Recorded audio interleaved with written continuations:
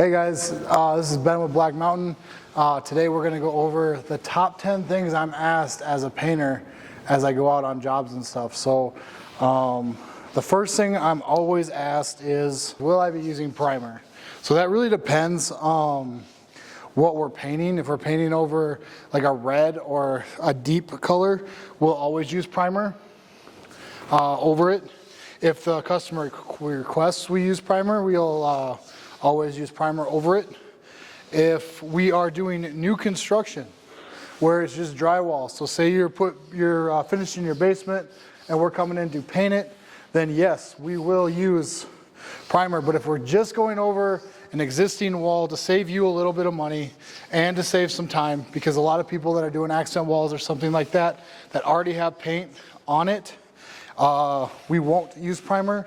It saves money, saves time for everybody, but we do use a higher end paint.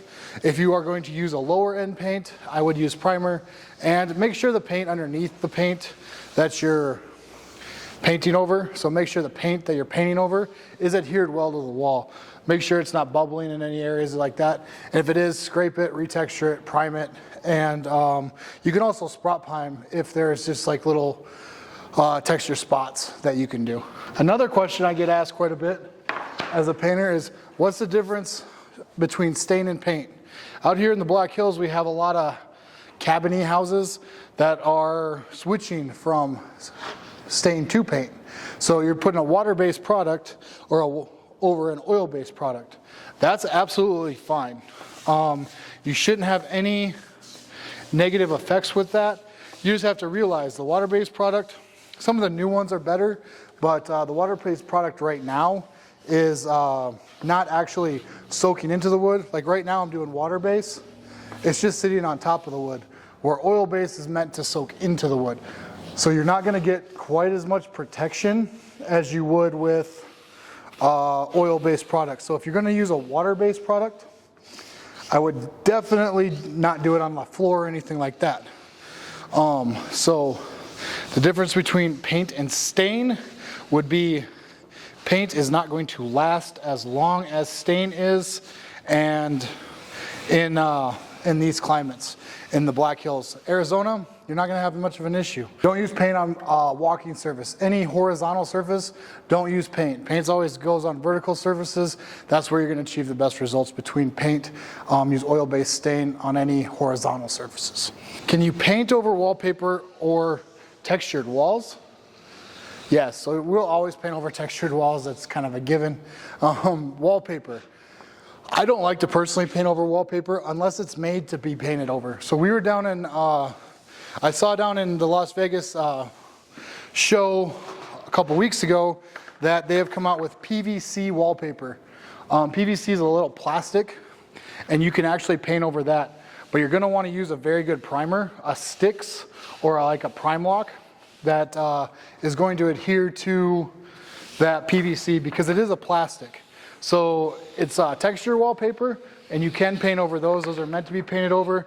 And if you get into the commercial side of the painting or commercial side of painting, you're going to see that quite a bit. Hospitals have it a lot, hotels have it a lot.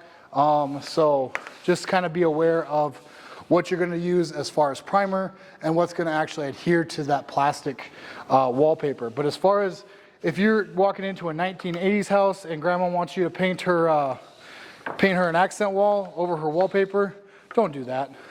Tear the wallpaper off, buy a can texture. Sherwin-Williams has a machine that you can go get, basically like a texture machine. You just hook up to your air hose and buy these little bags so there's no mixing at all. It's awesome, and then just texture it that way. Way better product. Don't paint over wallpaper. Another question I get asked quite a bit is, do we use eco-friendly or low VOC paint? Anymore, most paints are low VOCs. It's not the 1980s, it's not the 60s, you know. We're not painting with lead paint anymore. So yes, we use a lot of paints are low VOC, but I would always request it as a client. So if you're looking at maybe painting something, if you're inside, I would definitely request a low VOC. And here's something that you guys don't get, a lot of people don't talk about. If you're flipping a property, looking to sell a property, or gonna do an Airbnb, always low VOC paint.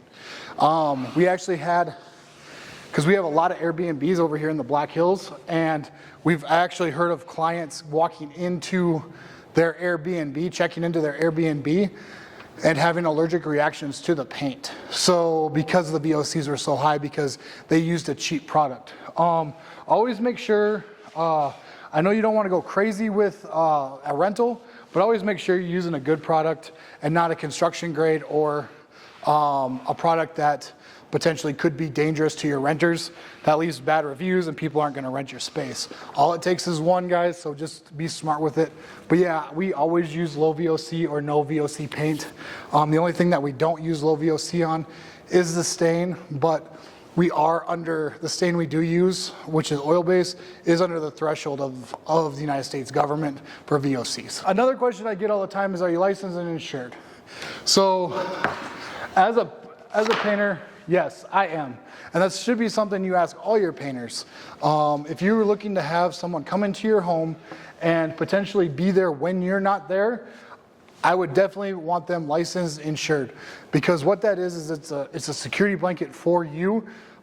Insurance is for the painter, licensing and insured are for the painter, and bonded is for you guys. So if a painter can be licensed, insured, and bonded, even better, because that protects anything in your home value that may go missing or something like that. So I would potentially even look at bonded in the bigger areas, or if you're bringing in a painter that you're not really sure of and doesn't really have a great reputation. We are licensed and insured. We aren't bonded. We probably should be, but I trust all my guys and I go everywhere with my guys, so we're pretty good with that. I go out for a bid, and the first thing that is how much, how long. So how long would it take to paint a house? So it all depends on the crew. If you got a crew and you've looked at Google and they've got, a ton of good reviews, and you have to remember for the area, we're a small area, so we don't have as many good, our reviews are good, but we don't have as many reviews as say someone in Denver that can reach out and to many more clients, and you have to understand how big they are. A lot of two-man crews run around here in this area, father-son or brothers. I've seen quite a bit, so they're not bigger crews. We're one of the bigger crews in this area, so we do have a lot of reviews. Make sure the reviews are good, because if the reviews are good, the crew's probably going to work fast. A lot of reviews will tell you how fast the crew works. Say, hey, done on time, done in a timely manner. If you get a review where said it was going to be a week, ended up being 2 weeks, you can't really trust what the person's going to say. So always read the reviews before you call them, and then when you ask that question, make sure in the back of your mind you're going, okay, in his reviews, he said that it's going to take this long, and he's 90% hit the time frame. So a typical house is going to take us anywhere between 2 to 5 days, depending on the size of the house. Like I said, we're in the Black Hills, so we have houses that range from 1,500 square feet all the way up to 12,000 square feet. So to give you a broad answer, I can't do that, but listen to your painter, look at the reviews, and they'll put you in the right direction. Another question I get all the time when I go to bids is there any preparation work that I need to do as a homeowner before you come and paint? If you hire a good paint crew, absolutely not. You're paying them to do a job. Part of that job is to prep your house. If you were going to prep your own house, you might as well paint your own house, because if you ask any good painter or any good contractor, I would say 80% to 70 to 80% of the work is prep. And if your house isn't prepped right, it's not gonna turn out right. So if your painter is wanting you to prep, I would definitely stay away from them. We come in, we take pictures of everything that's up, any furniture, any pictures, anything like that. We walk the house with the homeowner, go, hey, which pictures do you want rehung? What pictures do you want left out? What holes do you want filled? And they tell us, we make note of it, and we go in and do all the prep work. We take all the pictures down, we move all the furniture to the middle of the room, we plastic everything. That way, if the last thing you want to do is go in, tell them, hey, I'll help you out, I'm going to put plastic on the ground for you. You put plastic on the ground, the painters come, they paint, they get paint all over your brand new carpet, and they look at you and say, well, you didn't put plastic down well enough. Not the fact that they've spilled a 5-gallon bucket of paint. It's, you just want to avoid that at all costs. Put it on the painter, put it on us. That's what we're getting paid for. So no, if you have a good paint crew, they will tell you no, and you shouldn't have to do any prep. We are selling convenience, because let's be real, if you really wanted to paint your own house, you probably could. So we are selling a convenience, and we want to take care of our customers to give them the best product. The best product available is to make sure the customer doesn't have to do anything. Also,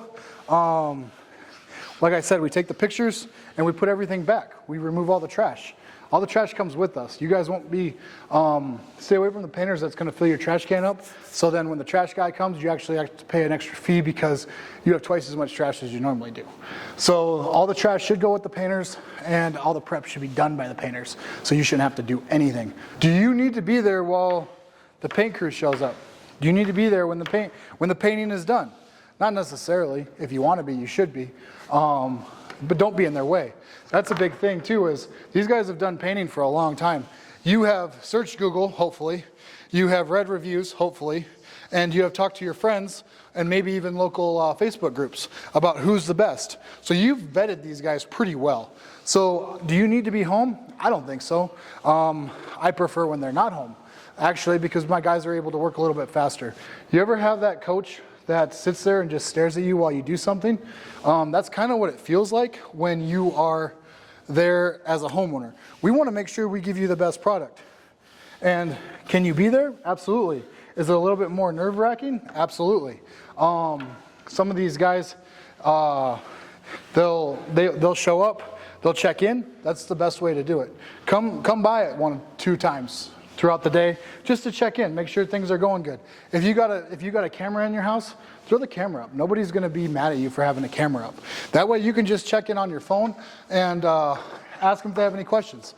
If there's any issue, make sure you find out who the foreman is, because if you do see something on your camera that you're not really happy about, you don't want to just go talk to Joe and have him not really know what to do and have him be the bottom of the totem pole guy and not be able to talk to these other guys that potentially could make the change that might be a little change that you're just not really happy with. Put a little bit more plastic on the couch. Put a little more plastic on the floor. Talk to these guys. Make sure you know who the foreman is. Make sure you have his phone number. And make sure you do watch. You're more than welcome to watch. Just don't hover, man. When you hover, nothing goes good. Do I charge for touch-ups after the painting is done? So when we leave a house, it really depends. So if I'm walking into a house and it is a repaint, say it's already been painted once and we are coming in, we're going to paint it all a different color, right? Then no, because what I'll do is I walk the whole house with the homeowner, top to bottom. My guys or me, my foreman or me will walk the whole house with the homeowner. Make sure they get exactly what they want. Make sure they like the color, and you can read people, so you know if they like the color or not. Been doing this long enough. Usually by the first stroke of a paintbrush, you can tell if they like the color or not. So we'll walk the whole house, make sure the customer is happy, make sure we do anything that we need to do. We look. That's another thing. Find a painter that's going to look for you. You shouldn't have to find everything.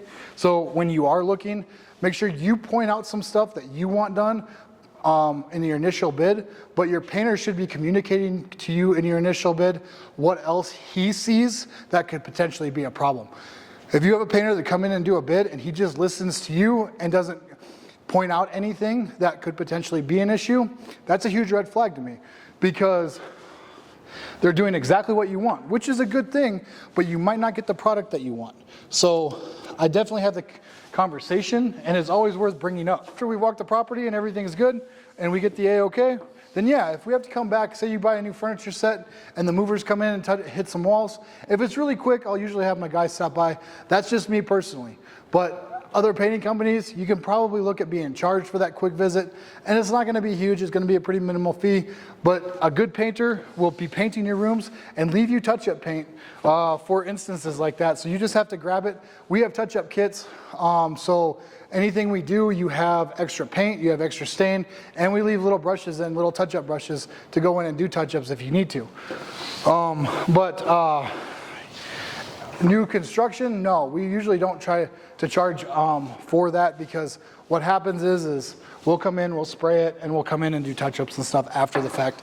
And it really depends, but yes, I would say 90% of the time you could probably look to having to pay extra for any kind of touch-ups that happen after the painters leave initially. What happens if I don't like the color after it's applied?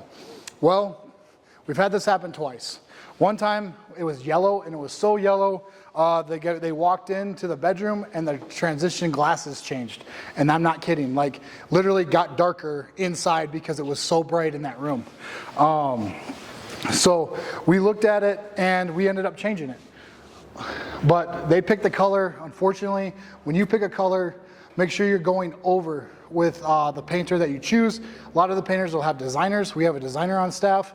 A lot of painters have good relationships with painting guys like Sherwin-Williams and Ben Moore. We have good relationships with both of those companies, and we will meet you down at the store. We'll go over these colors. You can talk to a paint specialist. Like, I'm lucky enough where I sometimes get to mix my own paint some places and get to do all that stuff, so I have pretty good knowledge about paint. But some of these painters are very good painters, but they have no idea how to mix paint or what colors go with what colors, you know? So what I would do is meet your painter down at the store, make sure you're getting exactly what you want, and then it shouldn't be crazy to be able to call Sherwin-Williams or call Ben Moore and ask, hey, the painter said I was getting this paint. Is this what came? Because you're going to have different paints from Regal to Ben to, it's going to be a slightly different shade when you choose different products. So if you guys agree on a price and he tells you you're going to use Regal from Ben Moore and he uses Ben, your shades are going to be a little bit different. So you should be able to contact that Ben Moore guy and know exactly where he's getting the paint from. Or say you guys go down to Ben Moore, you pick a color from Ben Moore, and then it's cheaper for him to go to Lowe's and get the paint.